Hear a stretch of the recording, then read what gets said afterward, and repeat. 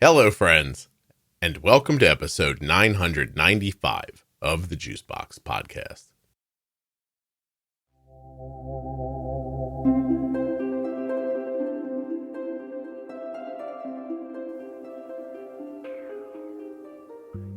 Today, you're going to hear from Mary. She's 34 years old, a type 1, and a registered nurse. She's also had 2 kidney transplants and a pancreas transplant. Hey, you're not going to want to miss this. While you're listening, please remember. I'm sorry, it's late. I'll do it again. While you're listening, please remember that nothing you hear on the Juicebox Podcast should be considered advice, medical or otherwise. Always consult a physician before making any changes to your healthcare plan or becoming bold with insulin.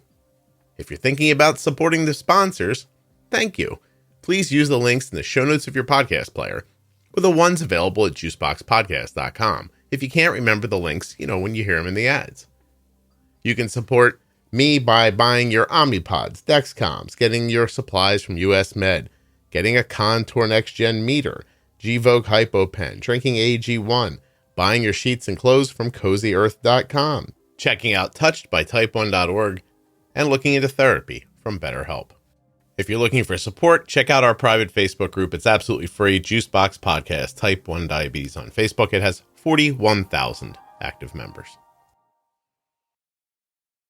This episode of the Juicebox Podcast is sponsored by Dexcom. Dexcom, of course, makes the Dexcom G6 and Dexcom G7 continuous glucose monitoring systems. You can learn more, get your benefits checked, or get started at my link. Today's podcast is also sponsored by Omnipod. Now, Omnipod makes the Omnipod 5 and Omnipod DASH. These are both terrific tubeless pumps. You're going to go check them out and decide which one's for you. Omnipod.com/juicebox. Use my link, get yourself all set up. I mean, the nuts, what do they say? What's that saying? Soup to nuts? Everything you need, soup to nuts. What does that mean? Soup to nuts. Oh, I'll look it up and tell you in the ad later. Anyway, omnipod.com/juicebox. Check out the Omnipod 5 and the Omnipod DASH. Soup to nuts. What could that mean? It's got to be something about how we'll figure it out. Hi, I'm Mary. I live in Oklahoma City. I'm a registered nurse, and I've been diabetic since I was 9. Became a registered nurse when I was 24. What else do I need to say? How old are you now? 34. Oh my goodness. Yeah. It's almost over, Mary. Yeah, I've way past the halfway mark. What kind of nursing do you do? I've been all over the place. Right now, I'm actually into corporate nursing. I got into the administrative side, more dealing with executive and explaining to them, this is what the nurses need, kind of being liaison to helping improve what the nurses need are in the hospital, which has been really neat. I've only been doing that for 2 years, but it's been really rewarding so far. Are you the lady on the TV show in the pantsuit holding the folder to her chest off in the corner? I wish, but no. Does everyone know that scene in every hospital drama? I think they do. Yeah. Mine's really less glamoring than that. But it's a lot of numbers, a lot of checking stuff, seeing what the nurses are up to, and then translating that into this is why this is going on in the hospital. Well, that's interesting. How did you make the transition to that? Man, it's all part of my story, but since I've had 3 transplants, being on the floor and with such a low immune system just didn't really feel right. But I love nursing. So it's okay, nursing is a very, very big world. If you get tired of one area, there's tons of areas to go into. And I was okay, how can I still keep my immune system up, but also not put myself at risk? And I got a job as a corporate nurse at this company that owns about 34 facilities around the Oklahoma area. And they have a corporate office in the city that you can do remote work, but also work in the office. And I was this This would be great for me. Well, and I worked in geriatrics for a while. So I was a director of nursing. And so like the administrative side was there and it just all fell into place, honestly. Oh, that's amazing. Well, now you have done what they call in the business, tickled their ass with a feather, Mary. You've given a little taste of the story down the road. And then it's my job to bring you back to the beginning because people right now are like, did she say transplants? And like, she did, but I'm not telling you about that yet. You have to listen to the thing now. See how it works? Yeah, it's called a hook. Yeah. You're very good at this. You've never heard tickle your ass with a feather? No, I have. Oh, yeah. That's what you've done. Good job. Yeah. Have you done this before? I love it. This is the first time. So here we go. All right. So you're diagnosed when you're 9. Are there any other type 1s or autoimmune in your family that would have made anybody think one of these kids is definitely getting diabetes? Yes. I have a older cousin who is type 1. And my dad actually passed away when I was 3 of like an autoimmune deficiency. Of course, this was like in the 80s. So like they didn't really know what it was. Like he kept getting sick. They did exploratory surgery on him, which like isn't a thing anymore.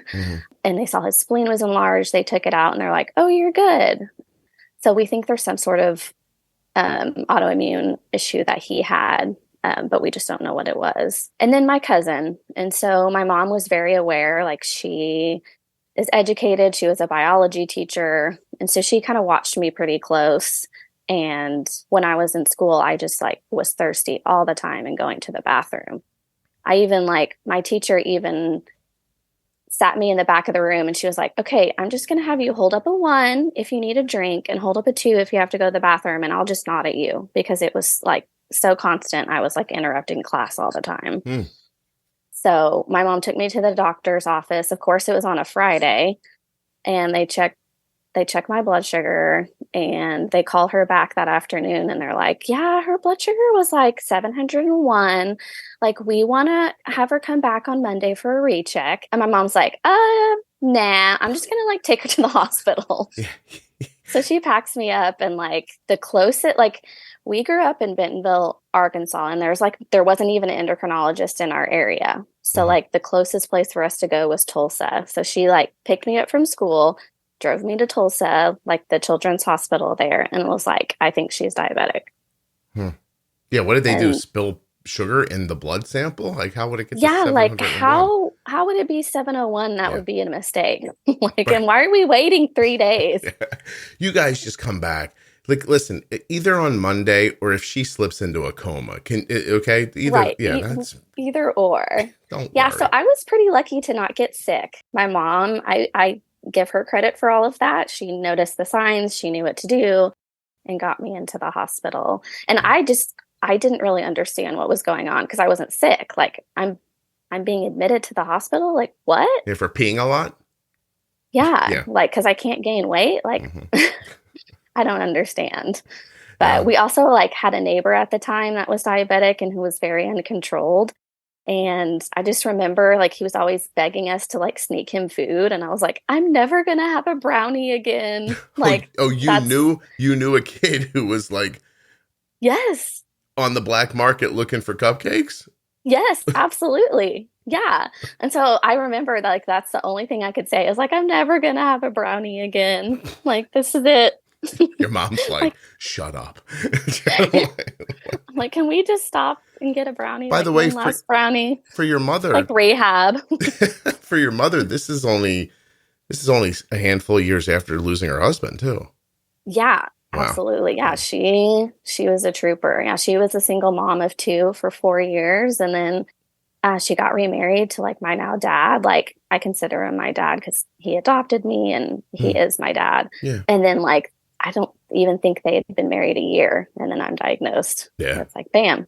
I'd love to talk to him. I bet you there was a split second where he was like, uh-oh, what'd I do?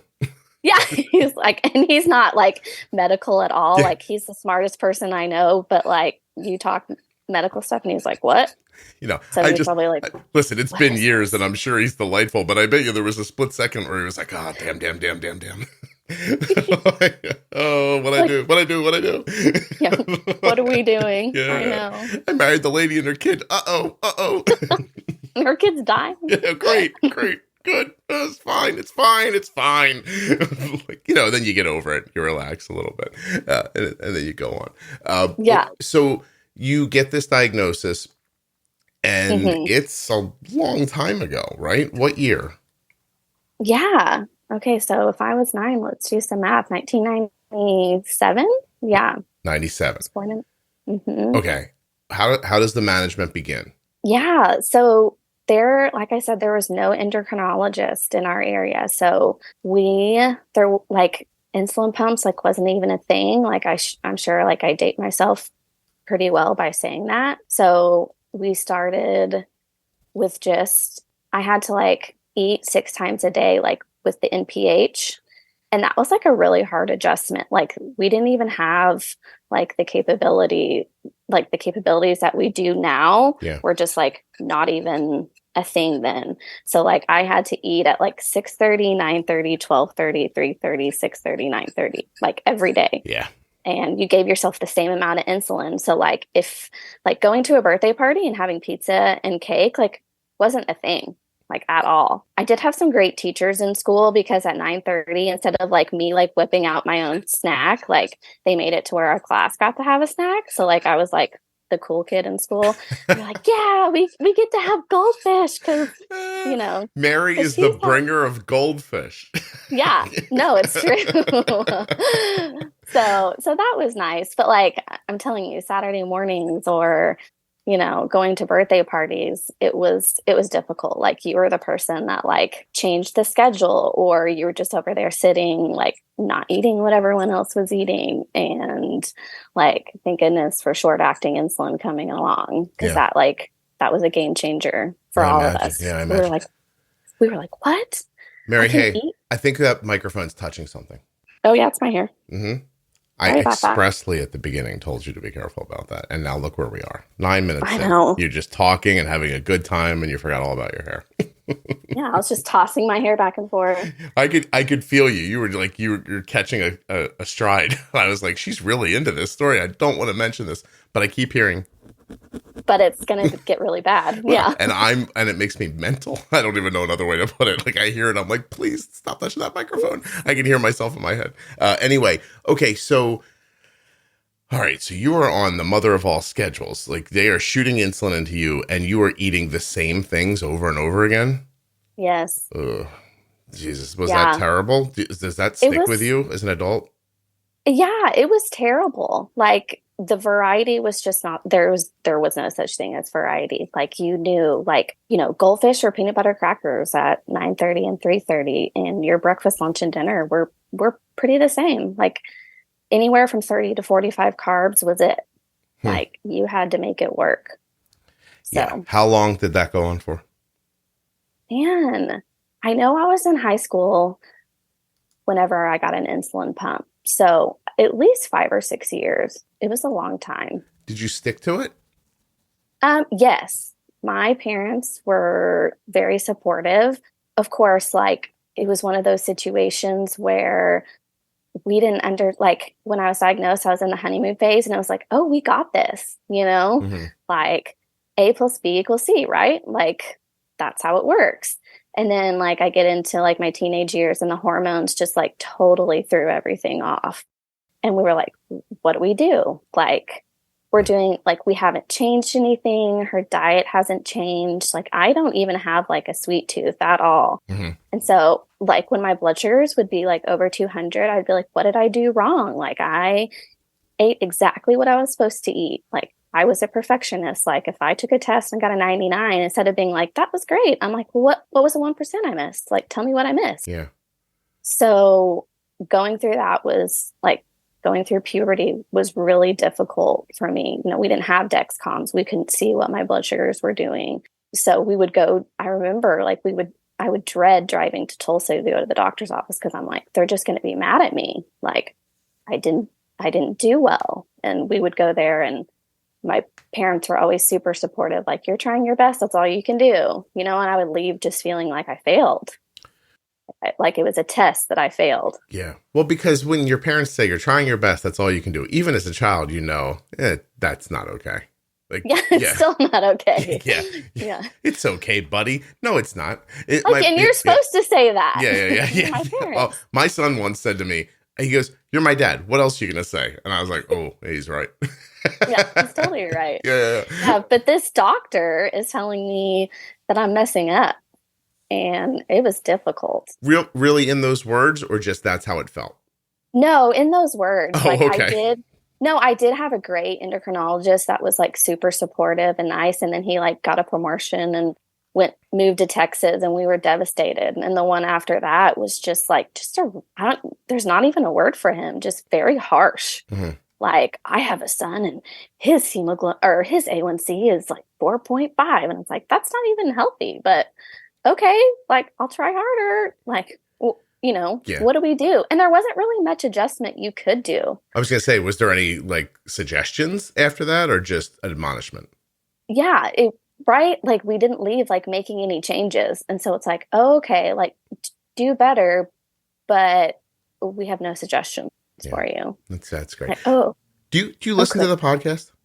I do. Yeah. Does it surprise you when I use a word like admonishment, but then you realize I'm an idiot at the same time? Because it just took me by surprise. I said it and I was like, why is Mary's episode me being really thoughtful? And somebody else's episode, I'm just like a goofy moron. Like, I can't even figure myself out. I'm trying to decide. It's got to do something with people's speaking style and their voices, I think. Yeah, I was going to say, it's me. I have like a very sweet voice. You're drawing me into being thoughtful somehow. Yeah, you're welcome. Thank you. I feel like you need that sometimes. Yeah, oh no, I definitely do. Like, if too many people come on in a row where I'm just like, being zany for some reason, even when I'm editing, I'm like, I got to spread these out a little bit. Nobody wants, because I can get into like a jag, you know what I mean? Sort of like right. You with your goldfish. I can sort of do the same thing over and over again. And so when I sit down later to edit, I'll be like, wow, for that 10 days, I was really like somber, or I was really goofy. And then I take those episodes and I kind of pepper them around each other a little bit, so that you don't like turn the podcast on 3 times in a row and it's like, me with a seltzer bottle and a big red nose. But anyway. Yeah, that's the week someone subscribed and they're like, you know what? The guy's an idiot. I'm not doing this. Yeah. So but just now I wish you could, like, I said admonishment and a voice inside of my head went, ooh, good word. Ooh, use that one again.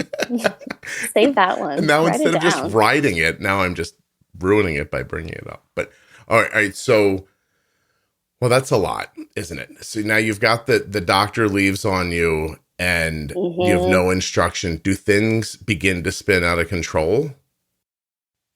For a few years, yes. Like, I remember going in and then just my A1C being 8 and 9. And they're like, you know what? Like, you are just ruining yourself. Like, and it was a really hard time, like, as a teenager, especially like when I wanted to do well. It would be one thing if like I didn't care. And then I went in and was like, well, yeah, like that makes sense.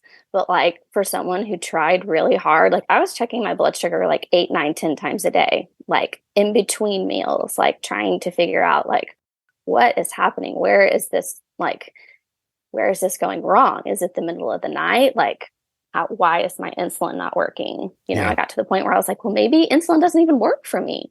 Maybe I have something else. And then we finally got an endocrinologist like in my area who was phenomenal. And he's like, hey, like they have these insulin pumps. I think you're a perfect candidate for it. Like, since your blood sugars are all over the place.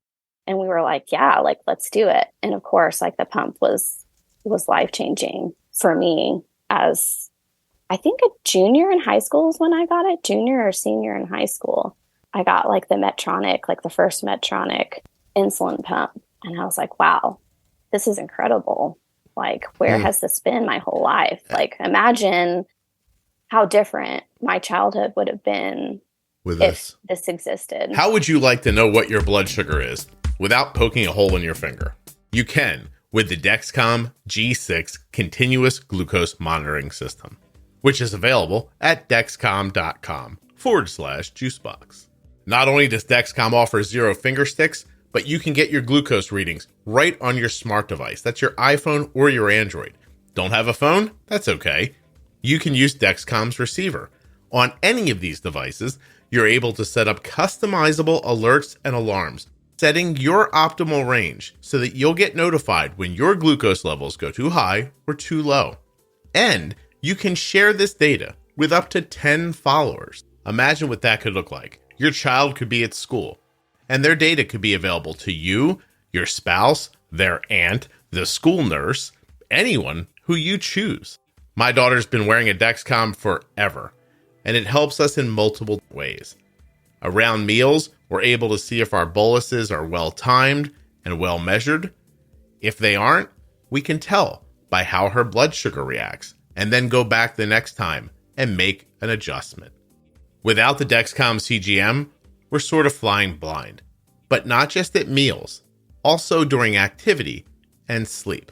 The Dexcom offers us an unprecedented level of comfort and security. Being able to see my daughter's blood sugars in real time, and not just the number, but the speed and direction, is an absolute game changer if you're using insulin. Dexcom.com/juicebox. Head over there today to see if you're eligible for a free 10-day trial of the Dexcom G6. The Dexcom is at the center of how we have been able to keep our daughter's A1C between 5.2 and 6.2 for over 7 years. We've been able to minimize variability and keep her blood sugars in a stable range because of the information that we can see with the Dexcom. These are our results and yours may vary, but using Dexcom's feedback has helped my daughter, without any food restrictions, live a more normal and healthy life. Dexcom.com/juicebox. My daughter Arden began wearing the Omnipod tubeless insulin pump on February 4th, 2009. That was 5,093 days ago. Or another way to think of it, 1,697 pods ago. At that time, she was 4 years old. Hang out with me for a moment while I tell you more about the Omnipod. Omnipod.com/juicebox. Today, Arden is 18 and still wearing Omnipod. Back then, there was one choice, just one pod. But today, you have a decision to make. Do you want the Omnipod 5, the first and only tubeless automated insulin delivery system to integrate with the Dexcom G6? Because if you do, it's available right now for people with type 1 diabetes ages 2 years and older. The Omnipod 5 is an algorithm-based pump that features Smart Adjust technology. That means that the Omnipod 5 is adjusting insulin delivery based on your customized target glucose. That's helping you to protect against high and low blood sugars, both day and night, automatically. Both the Omnipod 5 and the Omnipod DASH are waterproof. You can wear them while you're playing sports, swimming, in the shower, the bathtub, anywhere really. That kind of freedom, coupled with tubeless, a tubeless pump. You understand it's not connected to anything. The controller is not connected to the pod. The pod is not connected to anything. You're wearing it on the body tubelessly. No tubing to get caught on doorknobs or anywhere else that tubing with those other insulin pumps can get caught. Omnipod.com/juicebox. That's where you go to find out more. You may be eligible for a free 30-day trial of the Omnipod DASH. You should check that out too when you get to my link, omnipod.com/juicebox. So if you're looking for an insulin pump that is tubeless, waterproof, and automated, you're looking for the Omnipod 5. If you want to do it on your own and you're not looking for the automation, Omnipod DASH. For full safety, risk information, and free trial terms and conditions, please also visit omnipod.com/juicebox.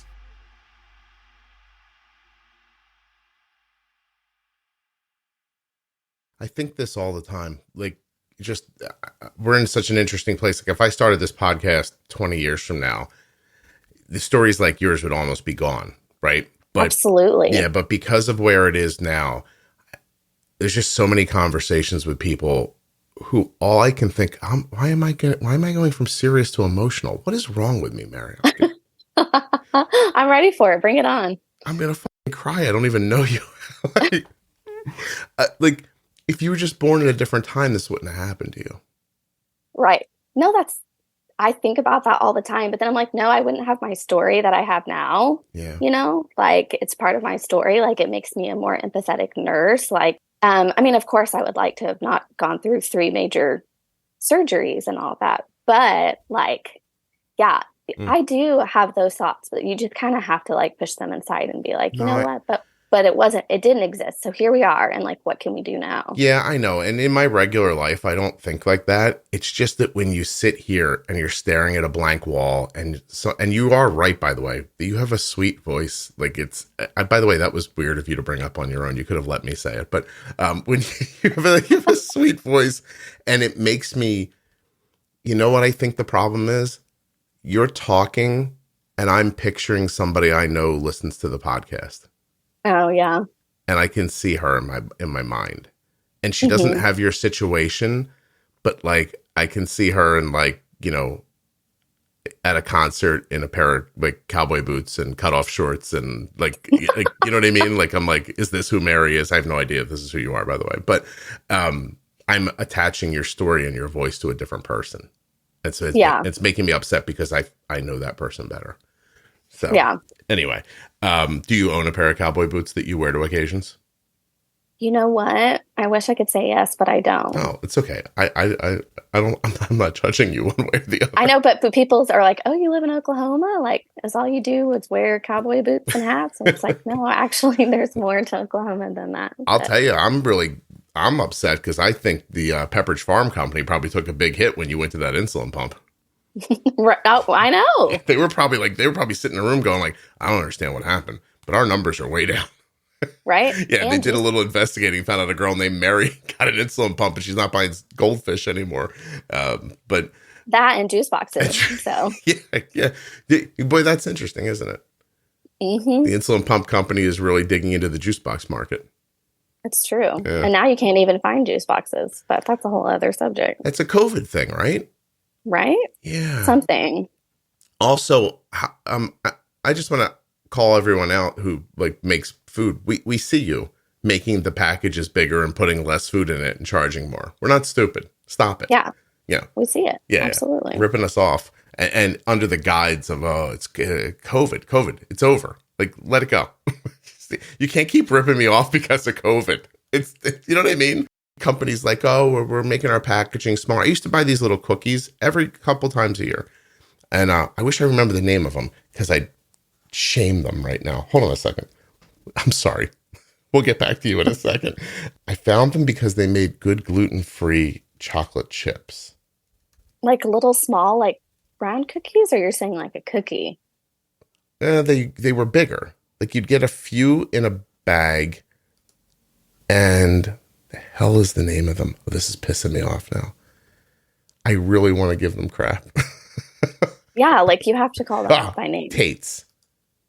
Never heard of that. All right, Tate's Bake Shop, and their cookies come in like a bag. There's 2 cellophane things inside of the bag, and I forget, there's maybe 5 cookies in each cellophane thing. These cookies used to be like a couple of, like maybe 3 inches across, and they were expensive. Okay. And their gluten-free cookies were really good, and there was a time when I was trying to eat gluten-free for a month, and that's how I found them. And so even after I stopped eating gluten-free, I still would buy these cookies once in a while. And by expensive, sure. I mean like $6 maybe for, I don't know, 10 cookies or something like that. That's expensive to me. I'm very cheap. And I went and bought them recently, and the cookies are so much smaller now. Of course. And I opened them up. And the price is double. Mary, I don't want to lie to you. I got in the car. I had gone grocery shopping. I'm going to have one of these cookies before I drive home. And I opened it up, and this is what I said. You motherfuckers, look at this. Yeah, you did. And you threw them out the window. To myself in my car, I was like, you sons of bitches. Like, the cookies are significantly smaller now. Shame on you, Tate's. There it is. I hope it gets back to them. I hope so. Give me the regular cookie size. I mean, and then they're going to mail you like a box of them and be like, we're so sorry. Like, this is what the demand was. You're like, no, it wasn't. No. It was thanks. What a cost-cutting thing. And nothing. It doesn't say on the bag, hey, by the way, if you're used to our cookies being bigger, gird your loins because we're going to rip you off here. Like, you know, like at least give me a heads up. I don't know. It's upsetting to me, obviously. Obviously. Also, see how uncomfortable I was with how emotional I'm feeling? I'm just deriving the Like, conversation so I you know can, what would make me feel better? Talking about cookies. yeah, yelling about cookies. I don't, Yelling. that's what I really care about right now. Shaming a cookie Yeah, company. fuck you, Tates. There, that's it. There it I'm is. leaving it There right it there. is. I love that you curse, but you're from the Midwest, by the way. I don't know why that's intriguing to me. Yeah, it's actually very uncommon. So Yeah, because when we were talking before we started, I stopped myself from cursing, and you cursed to let me know it was okay. yeah, I feel like that's a thing that you have to do in the Midwest. Like you're like, hey, like I'm chill. It's all right. Like I'm Yeah. not gonna shame you. No, I definitely wasn't sure if you were going to make me go to church or hold me in a river or something like that. So I was just going to be. Hold you in a river. Yeah, does that reference make sense? Yeah, absolutely. Okay. I don't want to be held down in a river. That's Not all. today. Not today. Not ever. Not today, Satan. Oh, you would just hear me complain. I'd be like, it's cold. Stop. Like, oh my God. You have Like no I idea. like you, but please. I want to be cleansed, but I don't want to be in this chilly water. Into the terror, please. I'm such a baby. All right. Okay. So, I'm sorry, you have diabetes. And then things get off the rails. But when do you have your first medical issue? Oh, that's a good question. When was my first medical issue? Well, like after I graduated high school, I randomly had pancreatitis. And like, it's interesting because the amount of times I've been in the hospital now, like if you present to the hospital and you say like you're type 1, they're like, oh my gosh, they're in DKA. Like you just mentioned you're diabetic and that's like the first thing they go towards. Right. And I understand to a degree, but we also can have other issues other than our blood sugars. And so I had been camping and got really sick, nausea, vomiting, and going to the hospital. And they're like, oh, I bet she's in DKA. Like, you know, as an 18-year-old, like, I understand what you're saying. Like, I can hear you talking and like my blood sugars are fine. Like, I'm good. Finally, after running a bunch of tests, I had pancreatitis. You know, I get better, leave the hospital. 2 years later, it happens again. And they're like, well, this is weird. Maybe it's your gallbladder. Let's just take it out. And like before becoming a nurse, like you just kind of trust everything the doctor says. Like, oh, like they went to school. They know what they're talking about. Like, sure, that's probably it. Yeah. And then now, like being in the medical field, I'm like, question everything. Of course. You know, like trust yourself, you know, trust your body. Like, not to diss the doctors by any means, but you know yourself the best. And so we got the pancreas out. I mean, not the pancreas, sorry, the gallbladder out. Yeah. 2 years later, it happens again. And I'm like, okay, like taking the gallbladder out didn't help. By this point, I'm 22, like I'm on a pump, like things are going fine. Like I'm managing myself through college. I actually like intern with the Juvenile Diabetes Research Foundation, like get a job there. Like I graduate from the University of Arkansas with a degree in health science. And I'm like, I think this is what I want to do, like work for JDRF. And then I was at that job and I was like, you know what? Like I was stuck in the office. I really wanted to be on the event side of things and it just wasn't happening. And I was like, I've got to do something else. I'd always wanted to be a nurse, but can I tell you the amount of conversations I had had with people that were like, oh, can you do that? Like being diabetic? Like, can you be a nurse? And I was like, yeah. And I was like, oh, I don't know. Like, it kind of threw me off. Like, oh, I can't? Like, I always thought I could, but maybe that's not a good idea. And then finally I was like, you know what? I'm just going to do it. So, you know, if you had a decent pair of boots, they would have let you go to the events. Absolutely. Yeah. Absolutely. That's your own fault. Yeah, it is. I totally take full blame. When you mention I want to be an RN, then I guess people think about like hustle and bustle and running around and not having a lot of downtime, and then and like just the crazy schedule, you know, like I think for my generation, like having consistency really helped control like your blood sugar. Okay. Like if you had a like predictable, consistent day, like it left less room for your blood sugars to, you know, go all over the place. And so like to be a nurse, like in the hospital, like would you have time to eat? Like are you going to be able to take a break when you need to? Like, what happens if your blood sugar is going low and you're like taking care of patients? Like, I think there was just a lot of anxiety with the unknown of that. Yeah. Can I ask a different question? How aware of you at this time are you about your birth father's demise?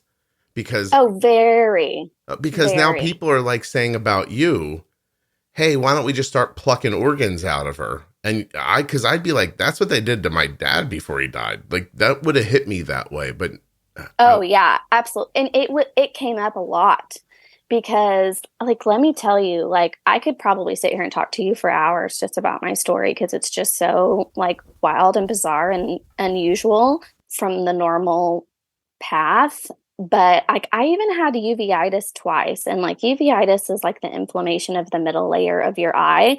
It's very uncommon, and like to have it twice is like extremely uncommon. Like the eye doctors, the ophthalmologists are like, I've actually never seen anyone have it twice, and I'm like, cool.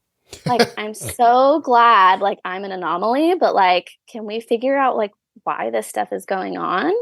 Like. So between the uveitis, the pancreatitis, like I'm very, very aware that like this probably has to do with my dad. Like whatever he had, like they couldn't figure it out. And like, can we please figure it out? Like I would almost rather have like a cancer diagnosis just because it's a diagnosis. It feels right? like an answer, even if it's a bad answer. Yeah, like even if it's a bad answer. Like I have this here. Uveitis often happens to people who have autoimmune condition. This is where, yeah. So, hold on. Autoimmune conditions known to cause uveitis include, I never say this right, ankylosing spondylitis, a condition where the spine and the other areas of the body become inflamed. Any chance you have that? Not that I'm aware of. You're like, not yet. like, yeah, please don't like speak that into existence for me. Don't put that in my head. Thanks a lot. The spondylitis is, I'm going to give you more context for it. A type of arthritis that causes inflammation of the joints and ligaments of the spine. Yeah, no spine issues as of today at 34. But okay, cool. Time will tell. It's more common among men. Yeah. Mm-hmm. Yeah. Don't worry. Only 200,000 people a year have it. Yeah. I don't know if there's a statistic about getting it again, but apparently that is very rare. As the Mayo Clinic ophthalmologist told me. Like, yeah. I've never seen anyone have it twice. Like, oh, cool. Also, don't feel good about that 200,000 number because that's the same number for type 1 diabetes. So, you know. You might that number might be for other people, not for you and people listening to this podcast. Wow. Okay. So does it clear up on its own, the eye thing, or do they do something for it? No. You have to. I mean, basically, since it's just inflammation of the middle layer of an eye, you just take steroids, and so I had to put a steroid drop in my eye once an hour for like 36 hours. Wow. So. Could your eyes lift weights after that, or? I hope so. A lot of steroids in there. Did that affect your blood sugar? Yes, it did. Wow. Yeah. Okay. It did, but it was like extremely painful, and I think like throughout my life, I've been like, I came to this realization like to like trust myself and like what's going on, because I always felt like I was being overly dramatic on what was going on with my body. Mm-hmm. Like I presented with this pancreatitis, and I'm like, you know what? My stomach really hurts. Like, I'm not crying, like I'm not hunched over, but I'm like, I think something's going on. Like my back hurts, my stomach hurts. I can't stop vomiting. And they're like, oh yeah, okay. And like with the uveitis, I'm like, you know what? Like my eye like really hurts. I'm having a hard time seeing, like it's in a lot of pain. And then they're like, oh my gosh, like you have uveitis. It's like, I always feel like I have to like trust myself just because I don't present the way some other people do. Like when I get really sick, I get like really quiet. I don't want to talk. Like I'm just not a crier when I don't feel good. Mm-hmm. And like, I just felt like people like weren't believing what was going on with my body. Because you don't look the way they expect somebody to look when they're sick. Yeah. I'm not presenting the way that you would expect.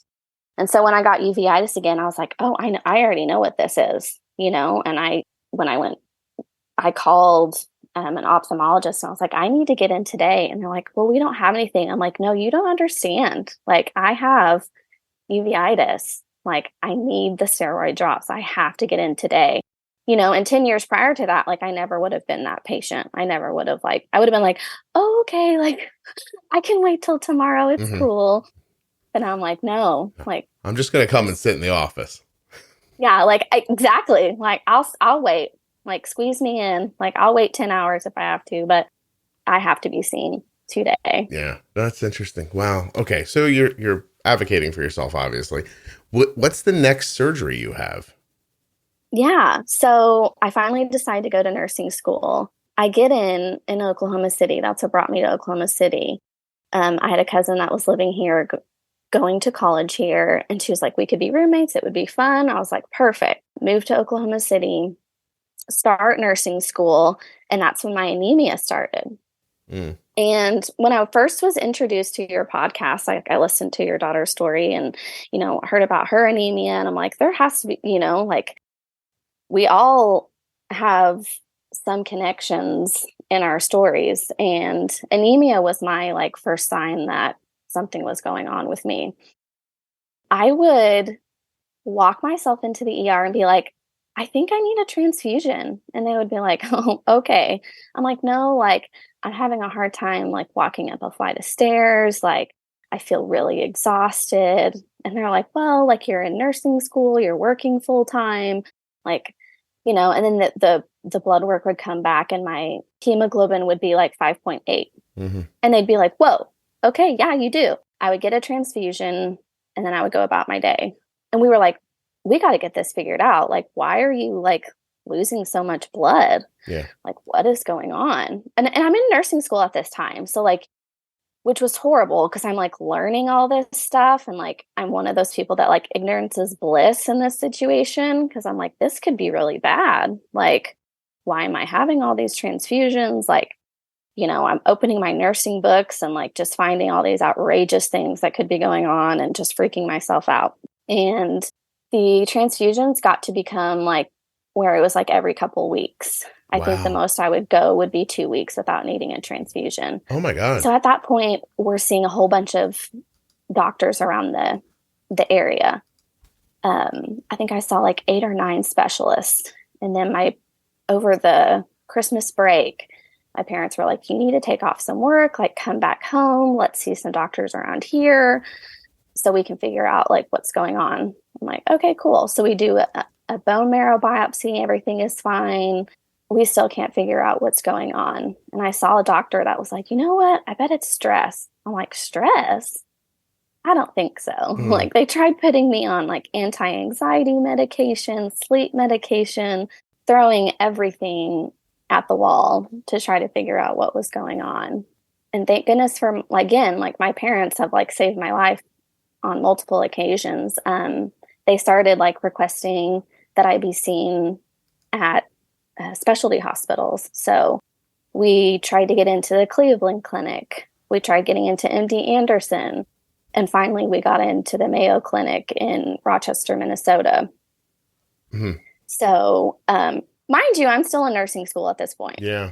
So we were like, okay, we'll do it over spring break, which happened to be my birthday. So I didn't have to take off any school or anything. And we go to the Mayo Clinic over spring break. Like, all my friends are like partying it up, like going to the beach. And I'm like, I'm going to go to the Mayo Clinic, try to figure out why, like, I keep having this anemia issue. We go to the Mayo Clinic and they do like a full body workup. And they're like, you know what? Like, we don't think you're producing enough erythropoietin, which is like the hormone that helps produce red blood cells. And we're like, okay. And they're like, you can do these like EPO shots and it should help. And we're like, okay, cool. So we do like an EPO shot, like it doesn't help. And then, like, I kid you not, on my birthday, we do this kidney biopsy. And it turns out like 2 of the 3 tissue samples were already necrotic. And they pull us in a room and they're like telling us about this biopsy. And they're like, we think you're going to need a kidney transplant. And we're like, what? Like, I'm in nursing school. I work full time as a medical assistant. Like to hear that like you need a kidney transplant, like possibly soon, like it was very vague, Yeah. was just like, I mean, that was like life altering. I mean, not to be too dramatic, but it was like, it was hard to understand. I remember for the next couple of days, we were like, what? Like, my blood work was all normal, like as far as kidney function went. Like I had my diabetes under control, like the insulin pump was so helpful. Like I was like super confused. And of course, like in my head and in my parents and my families, it's like, oh, this must have something to do with like like what happened with your dad. Like, you know, like we know he had something autoimmune, but we just don't know what. Maybe this is it. And so I had this feeling that like, are we just putting a Band-Aid over something Much bigger? that much bigger? Yeah. And spoiler alert, we didn't find anything. So we are still, Looking. I guess, in a way, like putting Band-Aids on. Now, But let me clarify for a second for people. So so what was happening is that this hormone that you seem to be deficient in, it helps the kidney. It's something in the kidney that stimulates red blood cell production. So it's actually made in the bone marrow. The bone marrow goes to the kidney. Okay. Okay. So in general, the way your path worked here is when you're anemic and you're not bleeding, they just think you have cancer. Like that's that's the first step. So then they rule that out, and then you dig deeper to find out that there's a problem with this hormone and the stimulation of red blood cell production, which makes sense for you being anemic. But then they dig further into that and see that the reason that's happening is because you have kidney damage. Okay. Yes. There is a way, and I'm not very sure on how, like you can see if it's damage from diabetes or just other. Right. And so they did do that, and it wasn't from the diabetes. Now, I will tell you, having type 1, I don't think ever helps. I don't, like the years that I struggled and like just being diabetic in general, I don't think our organs are like, yay. But they were able to see that like the dying of the kidney cells like wasn't diabetes related. So they were like, hey, like there is this possibility that like you could like just have a kidney pancreas transplant and then you wouldn't be diabetic anymore. And like I had never even heard of that. And I was like, what? Not be diabetic? That would be cool. And they're like, yeah, you take the same medications for it, but the thing is like, you're probably going to need this transplant. So we would want to do the kidney first and then maybe come back and do the pancreas later. And it was just so overwhelming. And they were like, you know what, you can stop school. And I was like, no, I'm finishing school. So after spring break, I went home, finished nursing school, graduated, took my boards, became a nurse. And then that October, I had my first transplant. It was actually a childhood friend of mine. Like we have been friends since I was like 3. And she ended up being like a perfect match, like even over like relatives. She gave you a kidney? She absolutely did. Yeah. Like couldn't ask for a better friend, right? Oh, I mean, Jesus, she's on the Christmas card list forever. Yeah, absolutely. How does, what year is this? This is 2015. 2015. Yeah. How do you do that? Facebook? Phone calls? Yeah. How do you go, hey, everyone, who wants to give Mary a kidney? Right. And so I don't even have a social media. I mean, I do have a social media presence, but I'm not one to even like post. I'm just kind of like a silent member. So my mom, like, she was keeping everyone updated with like what was going on with me. You'd be like, hey, like we saw these doctors today, things are looking good. So people were kind of waiting for an update about the Mayo trip. So that was kind of the way we got the word out, and really just by word of mouth. So she just kind of put like, hey, we kind of have some sad news. She's possibly going to need a kidney transplant within the next year. Like if you are interested in finding out if you're a match, like get with me and I'll send you the information. And so I was very blessed to have a lot of people interested in being the donor. And then I feel some sort of guilt, like I don't want to take anyone's kidney from them. Like it was a difficult time. I think that's an astonishing thing to do. Like Yeah. to donate a healthy organ. Like I can't wrap my head around doing that for some reason. Yeah. And like a year prior to that, my uncle had just randomly donated a kidney, which is just another bizarre piece of the story. I can't believe you heard back from that many people. I feel like the people I know would be like, I didn't see that post. Sorry. I wish I would have. I definitely would have given you my kidney, but I didn't see it. Yeah. No, I assume no one would reply to that. Yeah, it was very sweet. And like I'm type O, which like we are the universal donators, but like in order to receive, like you have to have my exact same blood type. Mm-hmm. So that narrowed it down a lot. There are over 100,000 people right now on the kidney transplant list. Like if you just want to wait, but mine was getting so bad. Like they were like, you probably should try to find someone. Because I was fine just being on the waiting list, but the average was like 6 years. And then on top of that, with my blood type, it could be even longer than that. Were you going to have to do dialysis if you went that way? Mm-hmm. Yeah. So we had the first one that October. So we went from March to transplant in October. Total shock to like the path I was on. I did become a nurse. And so I was still learning about all that was going on with my body while also experiencing it.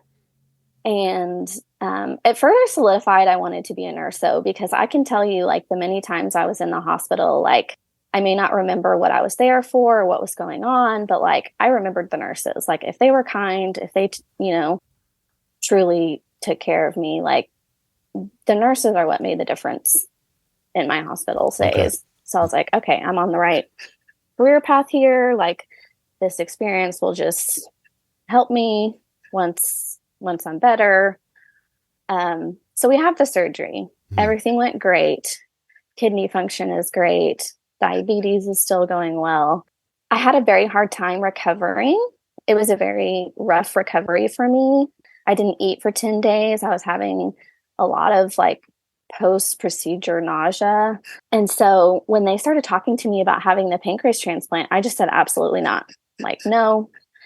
I'm like, do I have to? And they're like, no, but like, you could not be diabetic. I'm like, cool, but no, like that surgery was so awful. Like, I don't ever want to experience that again. And they're like, okay, well, maybe you'll change your mind later. So a year later, they're like, are you sure you don't want to? Like, it's already the same medication. The only thing would be is like, you wouldn't be diabetic anymore. I'm like, okay, fine. Like, that does sound nice. So they put me on the pancreas transplant waiting list, which is significantly smaller. It only has like 200 people versus 100,000 people. Mm-hmm.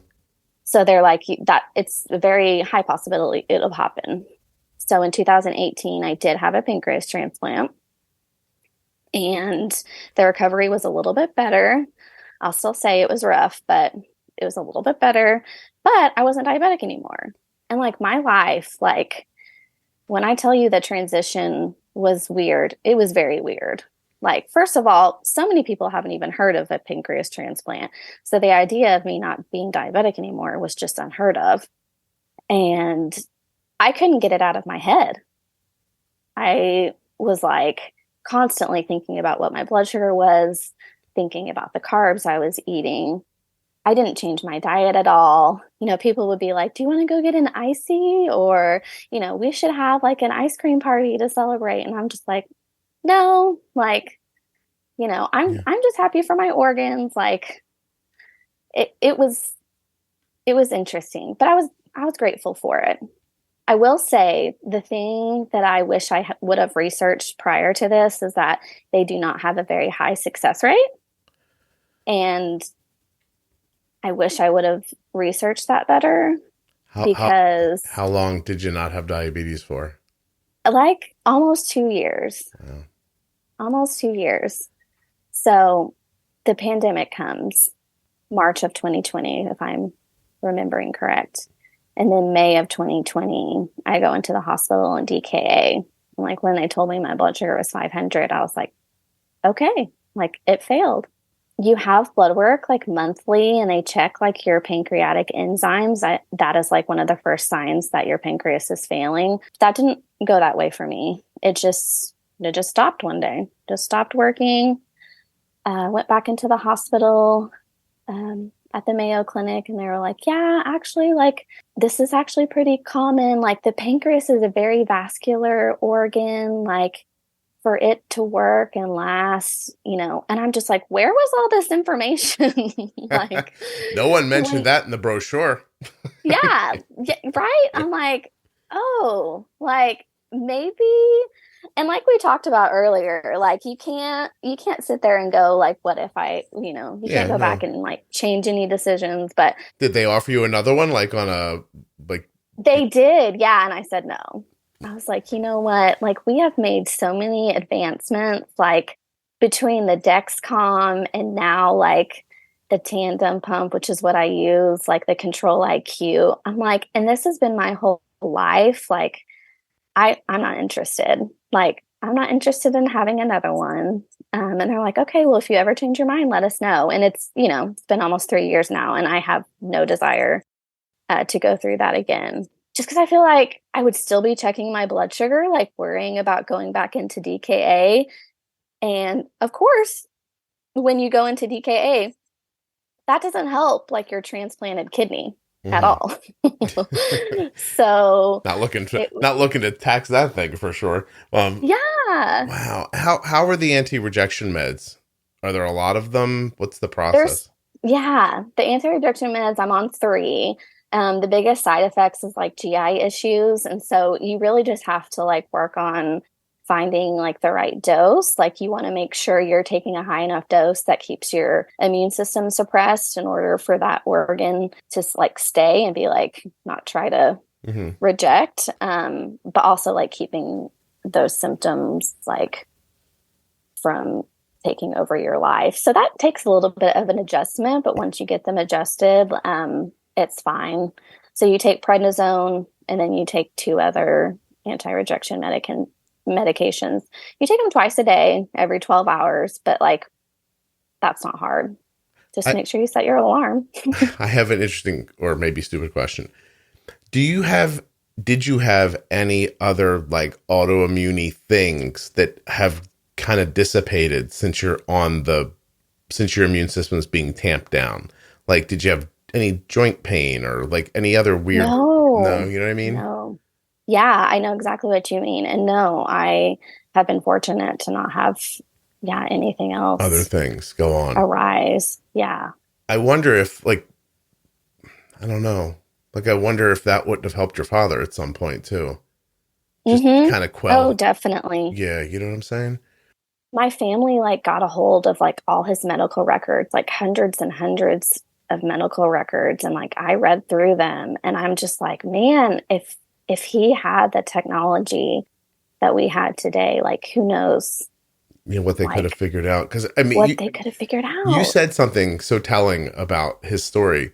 You're like, they did exploratory surgery, and that really isn't a thing anymore. Like, no. they don't cut you open and just poke around. No, and they did. I remember when my family told me that, I was like, what? They're like, yeah, just like a Y, like just align up your stomach, and then like they just open you up, and they just kind of look to see what's going on. Yeah. Yeah. And there's so much more that can be done from the exterior of the body now with technology and imaging and better testing and everything. It's just a fascinating look inside of like just 2 generations, Yeah. Oh, absolutely. Well, absolutely. What's the, how do you feel day to day? Well, actually I'm stopping myself. I want to go back. 2 years you don't have diabetes because you have the transplant. But you couldn't shake the feeling that you were diabetic. Yes. It just didn't go away. So was it not relieving psychologically to have the new pancreas? No, I want to say it was. I mean, it wasn't like a daily thought. It didn't interfere to where like I wasn't enjoying not changing pump sites and, changing Dexcoms and honestly, the financial relief was really nice. Like, there are a lot of things to be grateful for. And I did enjoy it. But I would be lying if I said, like, anytime I didn't feel good, that was my first thought. Or I never got over the fact of, like, looking at a meal and just knowing how much insulin that would have, like. Yeah, that didn't go away. No. Every meal you looked at, you're like, oh, this is like 5 units in here. Yeah. Oh, and like I said, I don't really have a sweet tooth. So, like, yeah, of course, like, I ate more carbs. Like, when I would, like, go to a restaurant and have, like, 3 rolls instead of, like, 1, I'd be like, wow, like, in my head being like, how much insulin this would take? Like, oh my God, I'm going to have another roll like a crazy person. Yeah, like, going out of control now. Were the doctors at all, like, they just called it a failed transplant? Mm-hmm. It's not, your immune system didn't come for the pancreas again. Right. Yeah. And how do they tell the difference between that? Do you know? I don't know, but I know that, and like I said, it's like another, like, mystery. Like, like, usually this shows up in the blood work. And, like, there's things you can do to, like, prevent it from completely failing, because they do tell you that, like, you're going to get these enzymes checked. And if these enzymes are elevated, then we're going to increase, your anti-rejection meds. Or because the pancreas is a very vascular organ, like, you're also on blood thinners. And so it could have gotten a clot. And if there's a clot and it's not working, And so, like, they ran all the tests, they did the ultrasounds, like, there's no clot, like, and the enzymes are still normal, yet it failed. Were you like, you gotta be kidding me? Yes. I mean, I would have been like, come on. Like, to this day, I'm like, can I not You reached into that pile and pulled out a bad pancreas and gave it to me? Yeah. Like, can I please have something normal happen? Like, they're always like, wow, like, what a mystery. It's like, I'm tired of being your mystery. Like, terrific. Yeah, that sucks. I'm sorry. Well, and go ahead. No, I was gonna say, like, I told you I could talk for hours, but the pancreas transplant process, like, you were waiting, like, that can only be from a deceased donor, and so you had to have your phone on you at all times, and you're waiting for this call. And, like, when I finally got it, it was the 3rd call. Like, I had been called twice, and then it ended up not going through. And so that's another thing I didn't want to go through. Like, I don't want to be attached to my phone again, like, waiting on this call and having to drop everything to go have a transplant. Like, there's just so many reasons. That you just did not about the process. And the outcomes, that it's just not something you want to go through again. No. And I think, like, the technology that we have today is a huge reason for that. I mean, if this was when I was 9 and I was diagnosed, like, yeah, sign me up. But, like, my control is, like, my last A1C was 5.2. Like, I couldn't be happier with the Tandem and the Dexcom. I think it's such an interesting part of your story that you're like, it's okay. Let's not do it again. Like, I think people hearing that will think that you are somehow special in the way you manage your diabetes, because you don't talk about, like, you talk about the stress and the anxiety of the transplant process, but you don't talk about the stress and anxiety of having diabetes. Whereas I think other people would hear that and think, well, there's stress and anxiety somewhere, but why are you not up? Like, why does having diabetes not bother you? Oh, yeah, that's a great question. I know. No, I'm just kidding. Yeah, I mean, you're full of them. Even, like, and I do have to give, like, a huge shout out to even your podcast. And that's not a lie. Like, we didn't have social media when I was diagnosed. I didn't have a diabetes community. My parents did send me to diabetes camp, and I cried when they left because I didn't know anyone. But, like, just having the access to all the information, and just really the Dexcom and the Control IQ, and just being able to, like, resource yourself with the best knowledge you can have, like, it really, the flexibility, and I think my generation understands that more than anyone. Like, this could be so much worse. Like, we have so much freedom. And that's something that I give your podcast a lot of kudos for. It's like, hey, actually, like, this doesn't have to change the way you live your life. Like, and that's very kind, but there's something about you. You don't know what it is though, huh? I don't think I know what it is. Yeah. No, I think maybe because it's all I've known, like I was diagnosed when I was 9. It's just a part of life. I don't know. My back's hurt most of my life. And if you told me I could get rid of it, I wouldn't be like, don't worry, I'm used to it. Like, there's something about you. It's fine. You'd be the wrong one to ask. You don't know why you're wired the way you are. And you don't see yourself as that. You see yourself as you. So you don't know. Mm-hmm. But there's something there. Are you married? No, I'm not. Ever been? No. Care to be? Someday. Yeah. Someday. Yeah. I'm really more of my parents, like since my mom lost my dad tragically, was very much learn to take care of yourself, don't rely on anybody. And everything I've been through, I'm just I'm very content in what I'm doing. And that's what I'm trying to get at. I'm trying to figure out if it's that you've got deeper perspective than most people. I would think so. And that diabetes is just well, at least nobody died. You know what I mean? Or somebody who at one point in your life, you were like, I probably have cancer. And that didn't happen. And so you have, you know what I mean? But there's even just going back to nursing school, mm-hmm. when someone says to you, hey, you're going to need a kidney transplant the next year. And you're like, well, I'm just going to go back to Oklahoma and get my RN first. And then we'll come back and do that transplant thing. Most people would be like, yeah, that's a good idea. Let's transplant the kidney and then I'll go back to school after that. So are you stubborn? Very. Right. Very. In a pleasant way, or if we dated, would I hate you? Which you know what I mean? Would I be like, oh my God, she never bends on anything? Or would you're just a stick to it person? I think it's more of a stick to it person.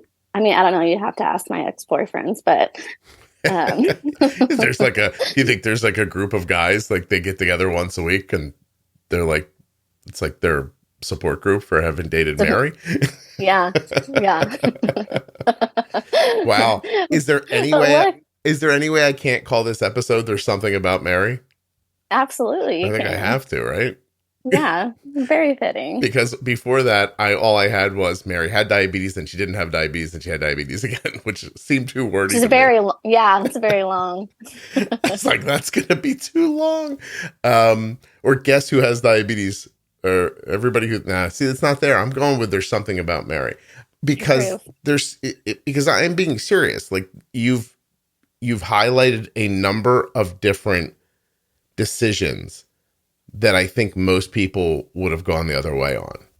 Mm-hmm. And you're and you seem happy. I am. Yeah. Happy person. You're not high, right? Yeah. No. And I'm not even. I don't think you heard me. You're not high right now, right? Oh God, no. No. Okay. All right. You're not happy because you're altered. Yeah, I'm not caked. Is that a word? Yeah. Oh, okay. You've never heard caked? I didn't. I've never. Oh, look at me. Here a lot. Finally, me learning something about drug culture that I didn't know already. Yeah. I mean, it's interesting. I come across this a number of times where you ask a person a question about themselves and you can just tell they don't know the answer. Mm-hmm. And I understand it. You know what I mean? I understand there are things I do. I don't know why they happen or why they work or don't work or something like that. It's just interesting in this context. Seriously. Yeah. Is there anything we didn't talk about that we should have? Man, I don't think so. Like I said, I know we're running over time. I didn't even get to tell you that the first kidney failed and I had to go on dialysis for a year, but we don't even have to talk about that. Mary, why didn't you bring that up? Okay, hold on a second. So the friend that gave you the kidney, you don't have that one anymore? I don't. What's the process you go through to go tell that person that happened? Gosh, it was difficult because, well, the way it happened is, the pancreas, 2020 was just a really bad year for me because the pancreas failed in May and, I get back on the pump I've adjusted to that mentally. And then in July, I get dehydrated and I go to the hospital, and like, I can't even make this up. Like, they forgot about me. Like, they forgot about me in the room. I get really sick. I'm left alone for 2 days. Like, my insulin pump dies. That's like a whole other episode in itself. Wait, But Mary, you basically, got abandoned in a room in a hospital and nobody knew you were I there did. and you were too sick to get help? Yeah. What the? I know. Oh my God. What state was this in? It was in Oklahoma, actually. I move immediately after that, but that's okay. So, how does that happen? Yeah, it was horrible. I went in for dehydration. I get admitted, of course. Like, when you're diabetic and you've had a transplant, like, staying overnight to be observed is like pretty common. And I'm fine with that. There's been like several hospitalizations, which I could go on a whole tangent about how people don't understand type 1 versus type 2. But like, they would try to take my pump off of me, and I'm like, that's fine. Like, you can monitor my blood sugars and the insulin, I understand. But like, if you're going to take my pump off, you're going to have to give me some background insulin. Like, I'm going to need some Lantus, or, and they just like, there's just no comprehension of that. And like, that's something I want to work on. Like, let's educate people with type 1, because like, there's just not a great understanding of it in the hospital setting. And so I lie, and they're like, will you turn your pump off? I'm like, sure. And so, but I didn't. I kept it on because they weren't going to give me any background insulin. And so I let them give me like bolus insulin, and then like, they just stopped coming in to check on me. And like, I'm getting worse and worse. The pump dies. My cell phone dies. And so it was 2020. And so you weren't allowed to have visitors at the hospital. And so my mom would just call and check on me. And when my phone died, she was like, okay, something's wrong. So she like barges into the hospital and was like, where's my daughter? And like, comes in, and like, I'm almost dead. Like, I almost died. Like, I'm on 10 liters of oxygen. They have to like put a central line in my neck, like, without even numbing it. Like, they couldn't get a line started. It was horrible. Luckily, I don't remember a lot of it.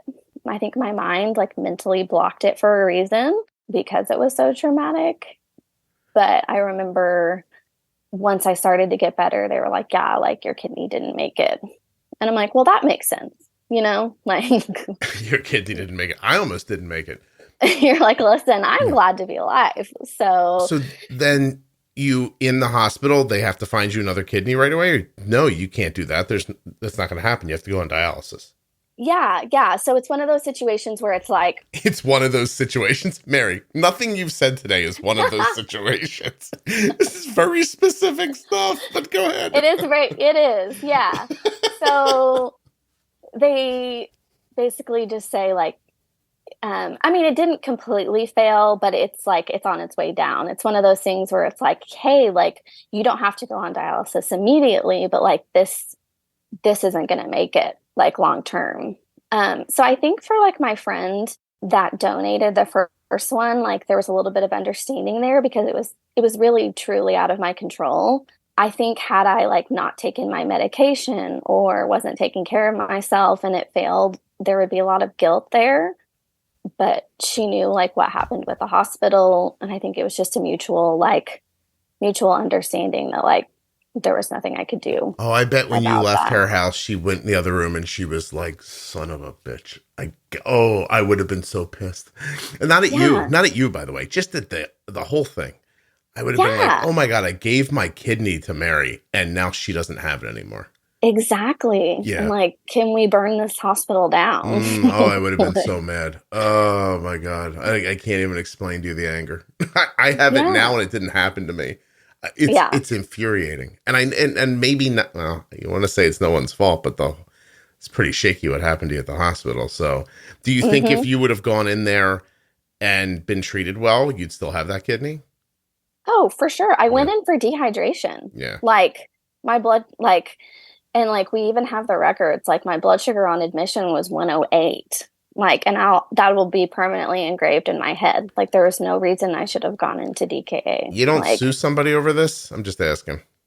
You know what? That's interesting. I actually have an uncle who's a lawyer, and those are really hard to prove. because like, unless you're dead, like they have like people document that they do stuff that they don't.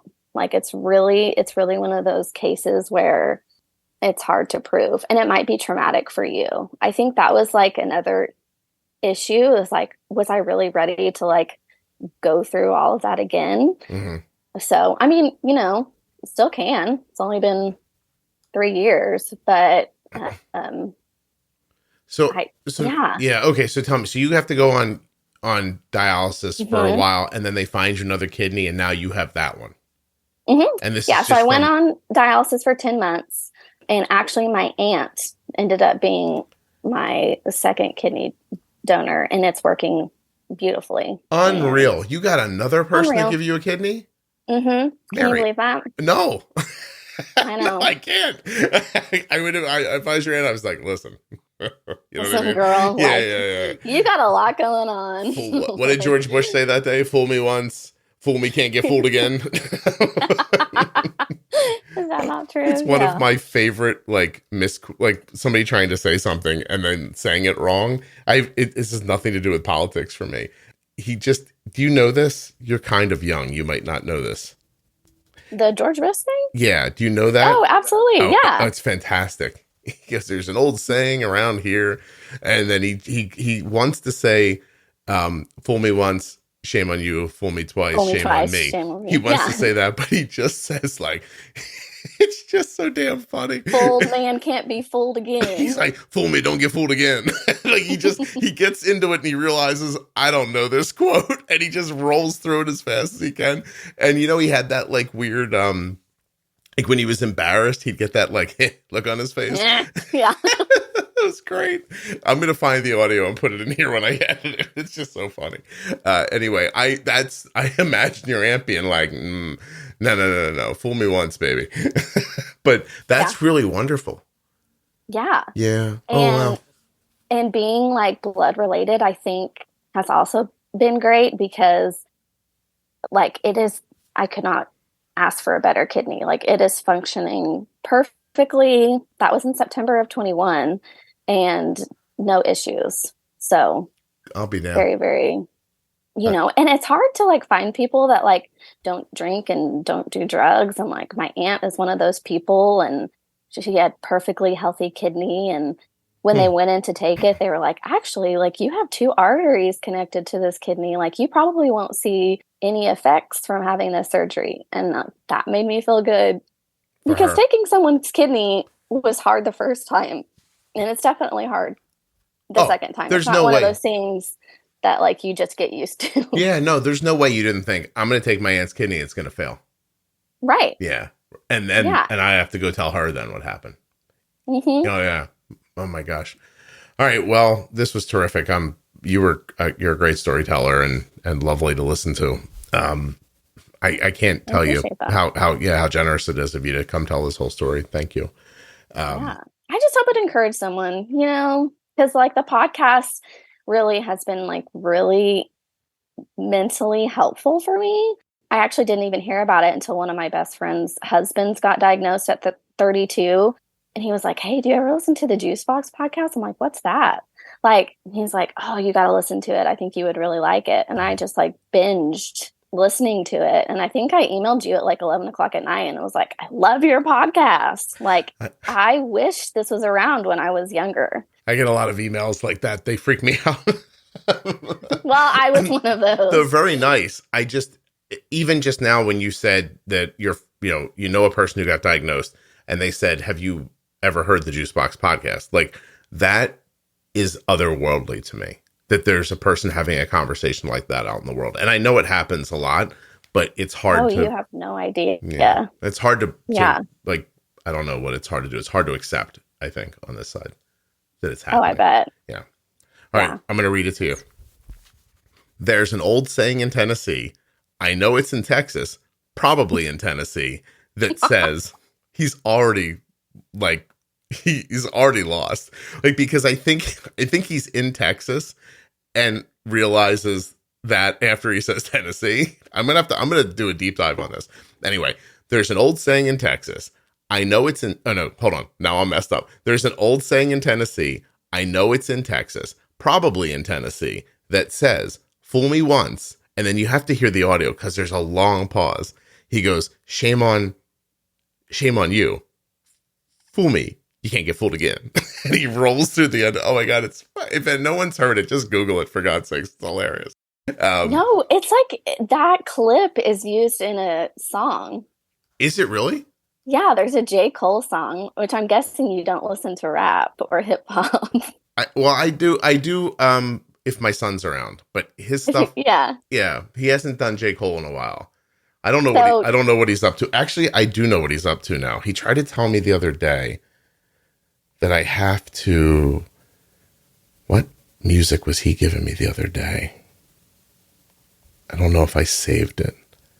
Mix something. Oh, hell. He's at work, or I would just text him. So if you were feeling really inspired, you could look up J. Cole's No Role Models, and he samples it in that song. All right, I'll find that. I think I've heard that before. But I'm just going to hold on a second. There's an old saying in Tennessee, I know it's in Texas, probably in Tennessee, that says, "Fool me once, shame on you. If fool me, we can't get fooled again." All right, that clip adds laughter to it, which is not necessary. Whoever did that, it's hilarious enough on its own. I'm going to find the clean version of it. It's just like you're watching him and you could see on his face, he's like, I don't know what I'm talking about. And I can't stop now. I can't stop now. See, it's so great when it's sampled in that song too, because I don't even think a lot of people remember that. It's one of my favorite things that's happened in my lifetime. It's just so awkward. If I was a politician, I would go, if I got in that spot, I'd stop and go, you know what? There's a saying I was going to recant to you, and for the life of me, I can't remember it right now. And I would just keep going. I don't know why you would why you would do that. I mean, he also wanted to be internet famous. Well, he is. He is for me. It's one of the best things that's happened in my lifetime, as far as I'm concerned. Top 10. No, it's wonderful. That and you tricking two people to give you a kidney. Yeah, you're welcome. I'm glad I made it in the top. No, Mary. Okay. All right. You were, again, terrific. I will, let me stop the recording and say goodbye to you. First things first. Hey, first things first, Mary, what a great interview. Thank you so much for coming on and sharing your story. I have the soup to nuts answer. I'll put that at the end. But I want to thank Dexcom for sponsoring this episode. Dexcom.com/juicebox. Head over now, get your benefits check, get started, or just look around. And Omnipod, thank you too. Omnipod 5 and Omnipod DASH. Omnipod.com/juicebox. Same thing. Go check it out. Might even be able to take a test drive of that pod. Check one out right in your house for free. Use my link. Find out more. Omnipod.com/juicebox. Links in the show notes. Links at juiceboxpodcast.com to these and all the sponsors. Okay, you ready? Soup to nuts. Pretty self-explanatory once I looked it up. And I think I was on to it at the beginning. From beginning to end, soup to nuts is an American English idiom that conveys the meaning of from beginning to end, derived from the description of a full-course dinner. Soup to nuts. I guess you used to get nuts at the end. I guess the nuts come at the end. And the soup at the beginning. So soup to nuts. Also, fun fact, the 1930s feature film starring a trio of kooky people who later became known as the Three Stooges was also called Soup to Nuts. This episode is called Something About Mary. But it was almost called Fool Me Once. Boy, it still could be. Am I about to talk myself out of the title? I have the title written down as There's Something About Mary, because Mary's terrific. There's something about her. You know what I mean? But Fool Me Once, that's the George Bush thing.